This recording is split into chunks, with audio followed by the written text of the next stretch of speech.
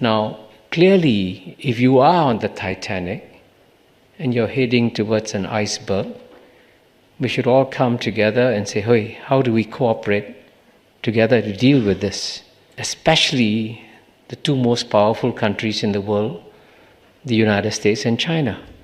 And we all know that you cannot handle climate change unless the two biggest powers, the two biggest emitters come together to deal with climate change. But are they coming together?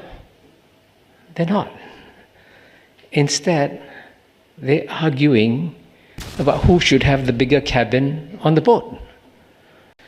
Well, to start with, to understand how geopolitics comes into play, we should all acknowledge that the big, in a sense, lesson from climate change is that the condition of humanity has changed dramatically. And how has it changed dramatically? Before, when we used to live in separate countries, and we still continue to live in separate countries, it was as though we were living in 193 separate boats, right? And that was the human condition. So, for example, if one boat got COVID, the other boats wouldn't get COVID because we're all in different boats. But what climate change has told us is that the world has shrunk. All 8 billion of us no longer live in 193 separate boats. We live on 193 separate cabins on the same boat. Which is why when one cabin catches COVID, everybody gets COVID. And now if somebody gets Mpox, guess what? It also travels. So if we are all on the same boat, the logical thing for humanity to do is to say, hey, let's come together and deal with the common challenges to our boat, because if the boat sinks, our cabins will sink. Now, as you know, humanity is not coming together to deal with climate change or other such global challenges.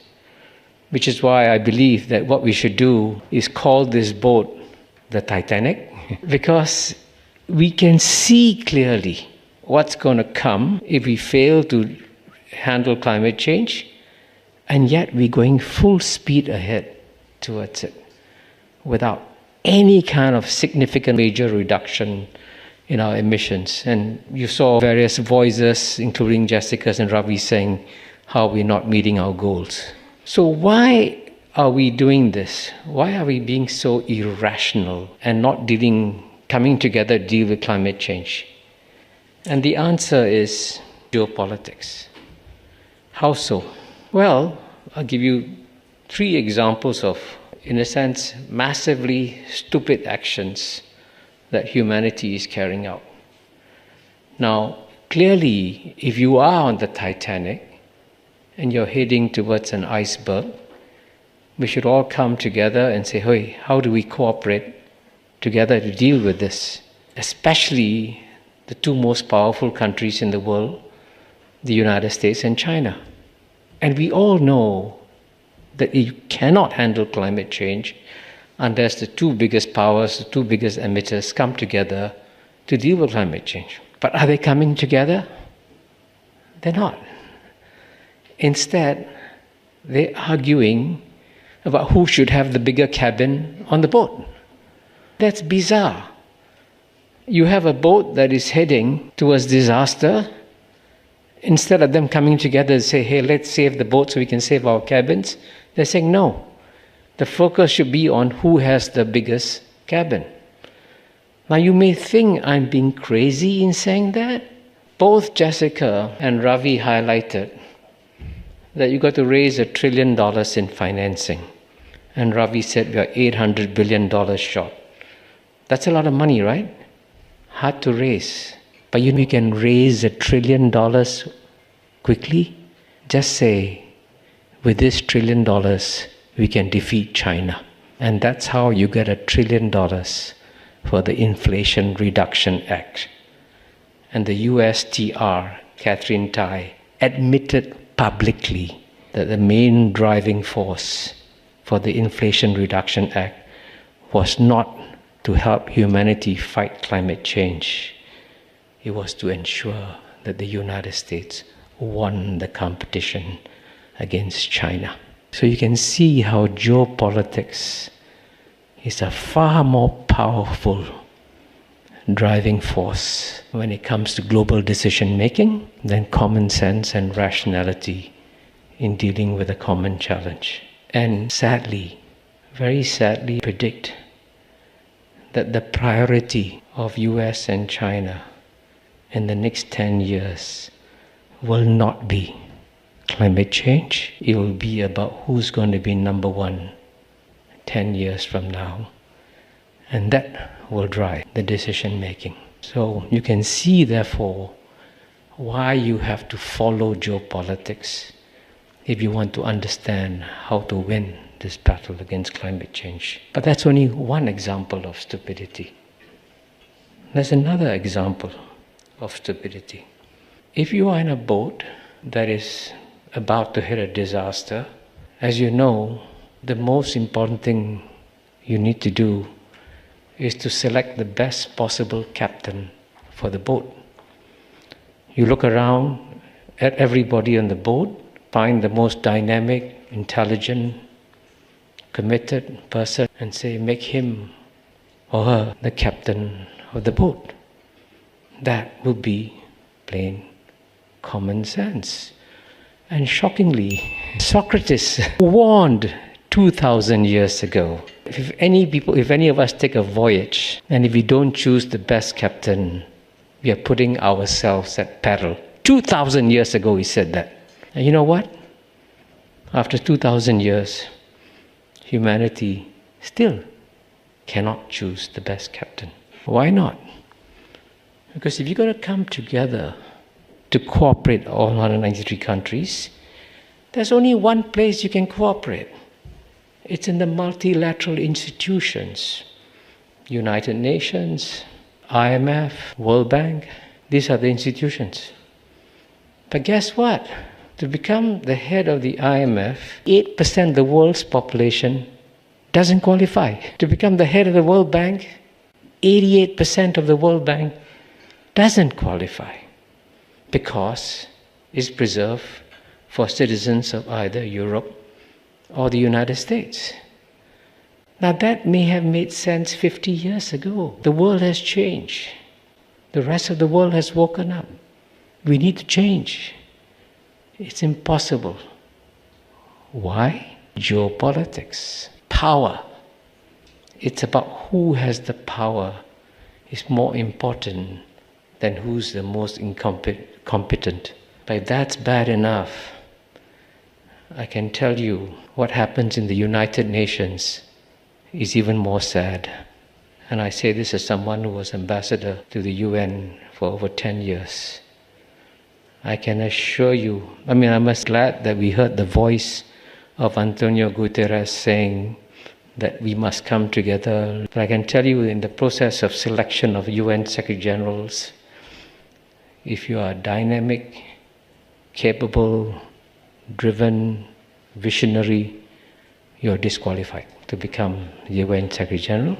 You must have one quality: you must be completely spineless. And you think I'm exaggerating, right? I can tell you that ever since Dag Hammarskjöld was a UN Secretary General and was so effective, the great powers, including United States and Soviet Union, at the height of the Cold War, they disagreed on everything except one thing: never again have a dynamic, visionary Secretary General of the UN. How can we hang on to that at a time when the world needs a dynamic, visionary leader to lead us through the greatest humanity? Again, geopolitics interferes. And if you want a third example of stupidity, if I can read my notes in the dark, who should make the most amount of sacrifices when it comes to dealing with climate change, right? And the simple answer would be that you've got to find some kind of equitable formula. So those who have contributed the most to climate change should sacrifice more.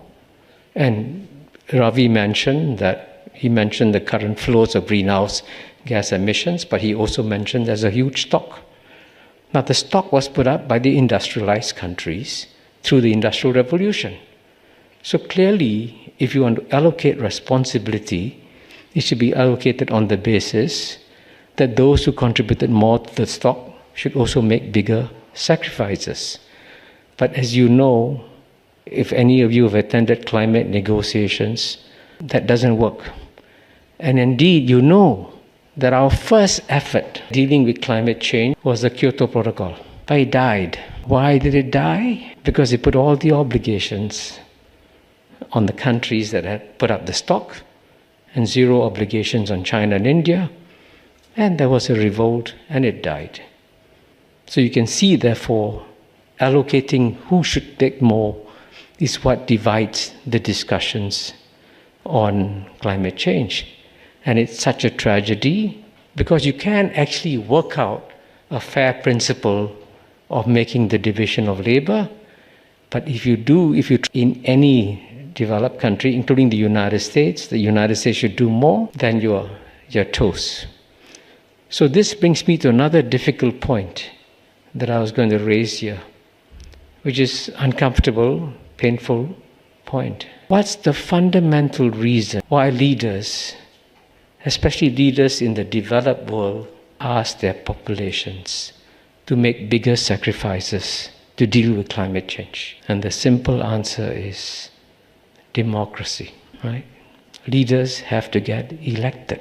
Most leaders in the world don't get elected when they tell the people, you will have to sacrifice more if you're going to succeed in fighting climate change. And what's even worse is that at a time when we should be calling on the citizens of the world to make sacrifices in one way or another to deal with climate change, the leading democracies are doing exactly the opposite. And I can tell you this, the level of deficits in public financing in the United States and Europe are amazing. The U.S., the U.S. national debt, don't have the exact figures, gone up from 40% of GNP to 125% of, and this is not even having to deal with climate change, right? And if you cannot exercise responsibility in managing your finances for your essential things, how can you exercise responsibility in managing your finances for fighting climate change? So it's going to become harder and harder in the developed societies to get the resources. Now, how you fix this problem, I'm not quite sure, because it is now become a serious problem, including, by the way, in Europe, to governments to agree to balance their budgets and deal with these fiscal issues. And if this carries on, if people feel the pain, you're going to get more and more populist governments being elected. It's actually quite shocking. In a society as liberal and as open as the Netherlands, the single most powerful politician is Geert Wilders from the far right. You saw what happened in the elections in France. You saw what happened in the elections in Germany. The far right is emerging. It's going to get stronger because people can feel that their lives are not getting better. And no one is giving them answers on how to make it better. So if populism takes over the most powerful democracies in the world, populists are not the people who are going to say, hey, let's make sacrifices to save planet Earth. So these are the sort of structural issues that stand in the way of humanity coming together. And unfortunately, it's going to get harder. So should I end on a very depressing note? What do you guys think? Can the two superpowers can ever coexist? Please leave your comment below. We would love to hear from you. Thank you for making it this far. If you like this video, you might want to share it with a like-minded friend. Thank you, and as always, stay blessed.